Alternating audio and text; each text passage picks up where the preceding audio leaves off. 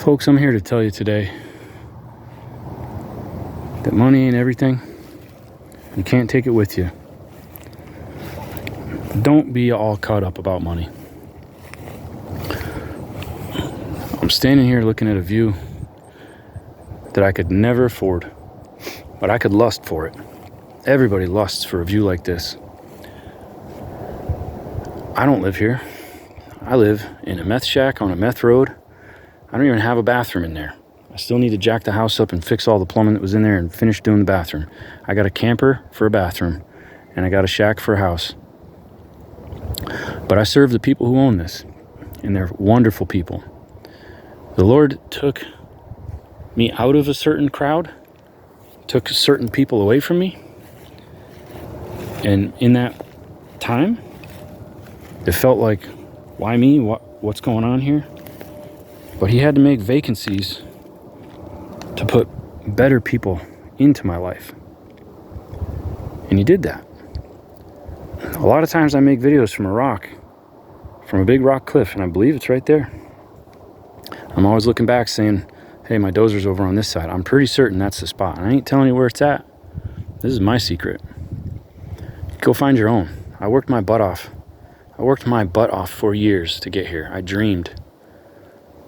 I sat in that factory in that industrial city in my postage stamp of a place, stressed out and with politics in my face and hating people. And I dreamed of an escape. And I put in the legwork to own it, to get here. And it's not mine, it's God's, but he's letting me borrow it. I'm as poor as the next guy. I'm poorer than most. I got like $6 in my bank account. I ain't worried. Look at the splendor. The Lord says, think about 2 sparrows. He feeds the sparrows. They don't even worry about it because he loves them. He feeds them. They don't reap. They don't sow and they don't reap. They don't worry about the harvest. They don't worry about the rain. They just live. And he takes care of them. They have not a care in the world. And how much more does the Lord love you than those 2 sparrows?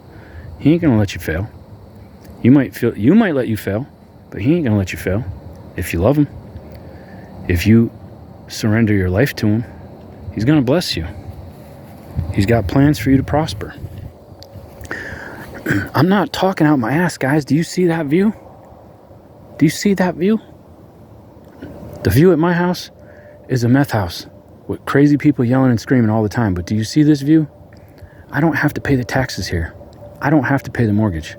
My dear friend that is a partner in a business with me now, I have a business that is exclusively to serve his business's needs.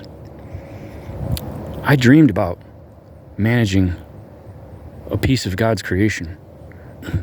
And I didn't dream about managing something like this. This isn't his. There's 4,000 acres that belongs to 3 or 4,000 acres that belongs to one person here that's friends with this crowd. I manage whatever my friend wants on his 130 something, but I get to come here and sit and talk to you, talk to the Lord. I get to recharge, and I get to go home to my $40,000 property where I pay $200 a year in taxes. You know what? I gave it to my son. Let him pay the dang taxes. I don't have to worry. I don't have to worry. The place is paid off, and now it's not even in my name, so even if I make a massive error, I can't even lose it. Because it's not mine anymore. I gave it away to my children. My father, their grandfather, gave one kid one piece, and the other kid's got another piece. Why? Because the Bible says a good man leaves an inheritance for his grandkids. It doesn't mean we're perfect. We failed at 99% of the things, but what about that 1% where we can succeed? I was saying today to a guy who came by, I said my marriage was on one hand pleasing to God and on the other hand unpleasing.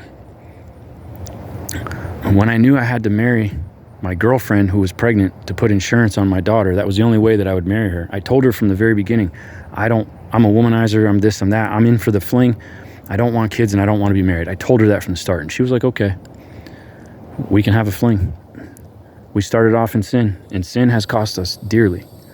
But we had to get married so that baby would have insurance coverage through, I had a good job at a factory, and I had to put that Blue Cross on that kid, so I had to marry her. And I could have got married in the state we were in, But that state created gay marriage, like the first.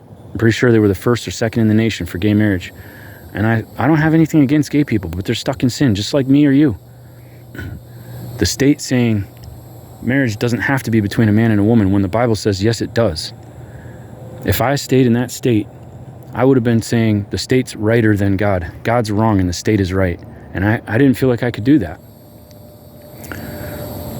And I knew I wasn't going to abort another child. I did that one time. And that, I don't even want to get into it. That's a deep kind of an emotional thing. I'll talk about it sometime, but not right now. When she said, I'm pregnant, what are we going to do? I knew she would not abort a child. And I knew she was not able to raise one without me. I said to myself, this woman is crazy. That's why we got in a fight and we started talking and I was just about to say, we're done. Like, I'm done. Get out of my house. She said, we need to talk. I was ready. And I said, I know. I don't want to be with you either. She said, no, I'm pregnant. What are we going to do? And it took me about 3 seconds to go through my options. We're not having an abortion. And you can't raise this thing without me because you're a nutbag. I said, we're going to raise a kid. And then when there was no insurance for that delivery, I said, okay, I have to take responsibility for what I did here. I have to marry this woman no matter what penalty, no matter what cost, no matter what heartache, no matter what she takes from me later in the divorce. I have to deliver this child and I have to raise this child. I have to make sure that that child is safe from that woman and from the other men that will be in her life if I'm not there, displacing other men. So I made a commitment. And it was sin, it was selfish, I was a heathen, an absolute heathen. But I did care about that child, and I still do, which means the world to me. Thank you, Lord.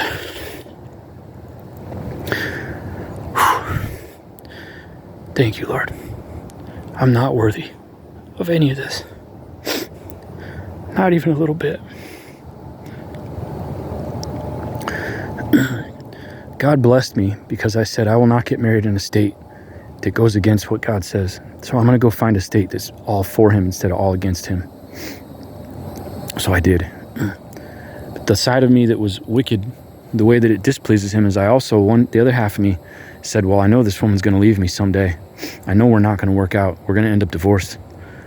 I married her knowing we're going to end up divorced. And I said, I want to get divorced in the state that I want to live in and not have to go back to this other one. So we'll go to the place we want to live. We'll get married there. And that side of it, he can't tolerate that. He could only halfway bless our marriage because we only halfway blessed him with it. We only halfway honored him with it. And I wish that I didn't dedicate so much of my life to sin, because my life's halfway gone. I mean, if I live to be average age, if I get into my 80s, 88 I'm halfway. I don't know if we'll ever get this thing up to 88, Marty, but I'm dang sure going to try. I wish I didn't waste so many years chasing the lust of my flesh. But I'm so thankful that those years are behind me. Praise you, Lord. Praise you, Jesus, for letting me be here and see what you created and not charging me a penny for it.